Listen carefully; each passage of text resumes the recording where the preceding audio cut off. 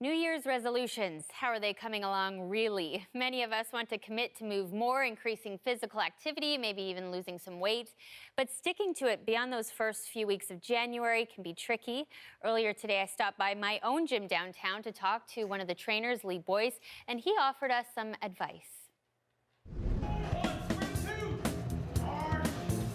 I think a lot of us who go to the gym regularly notice it gets a little crowded in January, and even I can be a bit annoyed waiting for machines, but you got to remember what it's like to be a newbie, and a lot of people find places like this intimidating.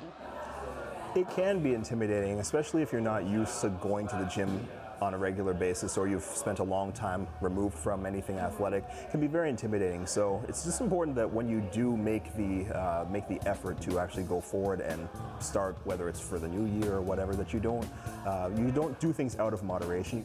And I think something to keep in mind too is a lot of people are setting New Year's goals, so there actually are a lot of other newbies in the gym as well. So that should actually help give people confidence.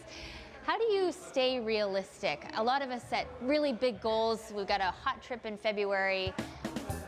I think that realistic is a good word that you use, and the reason why is because a lot of people get too ambitious when they set their goals for the fact that it's the new year and they want to change things up. People will end up getting frustrated after the first couple of weeks when they don't notice the tremendous changes in their bodies, and then they decide to quit. So instead of focusing on seeing inches removed or seeing a body fat loss or seeing a huge muscle development or whatever your goal is, you should maybe make more of a focus at the beginning of the year on behavioral changes to behavioral patterns that can actually help long-term sustainable goals. For example, going to bed at an earlier hour of the night. If you go to bed at an earlier hour, then you're going to get more rest, you're going to have a better recovery, and you're going to have more energy for your workouts to be more effective when you do have them. I really like that tip, and it helps with that energy. How do we stay accountable to ourselves?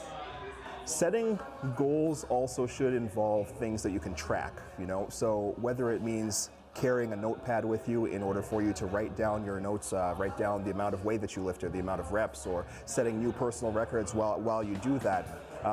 Keeping yourself accountable by way of actually keeping things documented, keeping things on paper is a great way to start that process. I know we're human, so a lot of us will slip up, and I think about even myself. I slowed down over the holidays.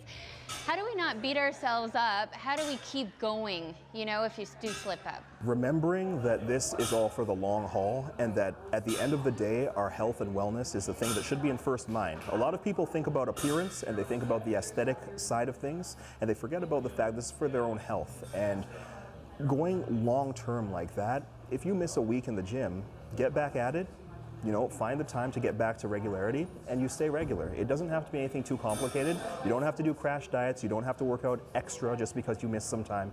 It's a matter of just staying consistent and staying with it.